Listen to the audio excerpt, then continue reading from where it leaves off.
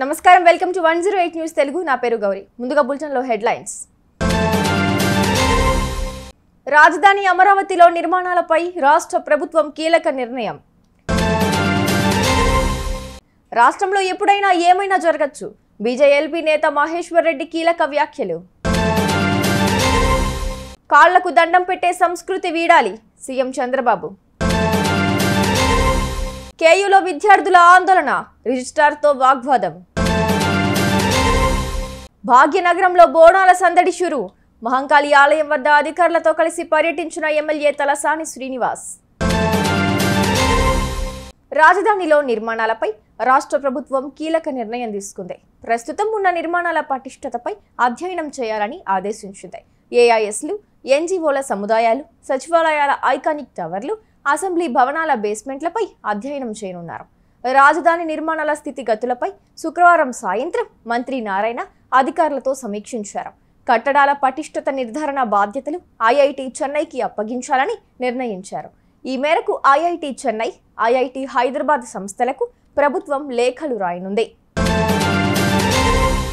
ఫిరాయింపులపై BJP నేత మహేశ్వర్ రెడ్డి కీలక వ్యాఖ్యలు చేశారు.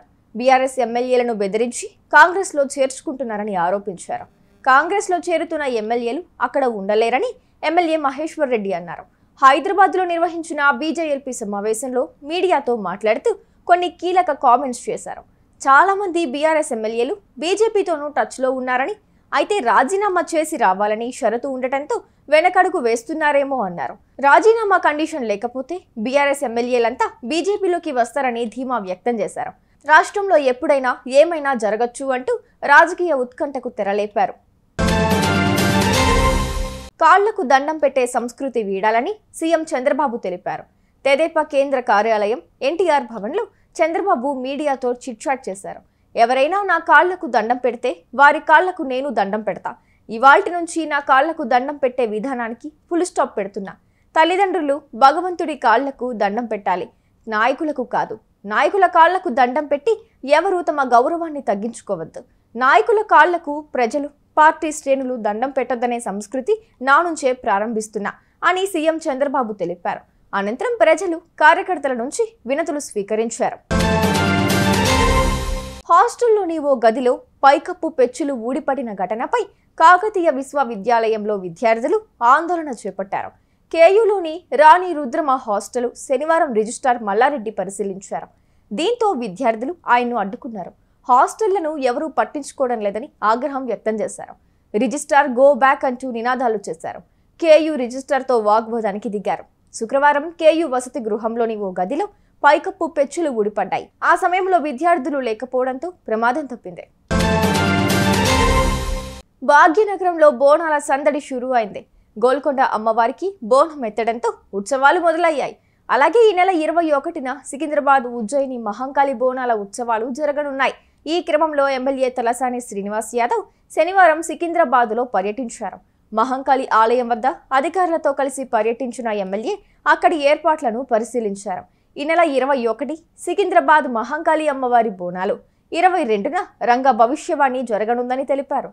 అమ్మవారి దర్శనానికి వచ్చే లక్షలాది మంది భక్తులు ఎలాంటి ఇబ్బందులకు గురి కాకుండా ఏర్పాటు చేసినట్టు తెలిపారు. 21, 22 అంటే వచ్చే ఆదివారం నాడు జరిగేటువంటి బోనాల ఉత్సవాలు అంగరంగ వైభవంగా కొన్ని లక్షలాది మంది సమక్షంలో జరిగేటువంటి బోనాల ఉత్సవాలను జయప్రదం చేయడానికి ఇక్కడ ఉన్నటువంటి దక్కన్ మానవ సేవా సమితి, ఆర్య సమాజ్, వాలంటీర్స్ కానివ్వండి, అన్ని డిపార్ట్మెంట్ల అధికారుల సహకారం తీసుకొని మరి ప్రభుత్వాన్ని కూడా సహకరించి ఈ పండుగ చరిత్రలో ఉన్నటువంటి పండుగ, కొన్ని వందల సంవత్సరాల పురాతనమైనటువంటి బోనాల జాతర. ఈ బోనాల జాతరను పురస్కరించుకొని మరి 21వ తారీఖున ఉదయం 3 గంటలకు ప్రారంభమయ్యేటువంటి జాతర. మా ఆడపడుచులు, అక్కచెల్లెళ్ళందరూ బోనాలు తీసుకొని మరి పవిత్రంగా బోనాలు తీసుకొని ఇక్కడికి రావడం, మరి ఆ తర్వాత తొట్టెల ఊరేగింపులు, పలారం బండ్ల ఊరేగింపులు, సేవా కార్యక్రమాలు, అన్నదాన కార్యక్రమాలు చాలా అంగరంగ వైభవంగా జరుగుతాయి. మీ ప్రసార మాధ్యమాల ద్వారా కూడా ఈ కార్యక్రమం విశ్వవ్యాప్తమైంది.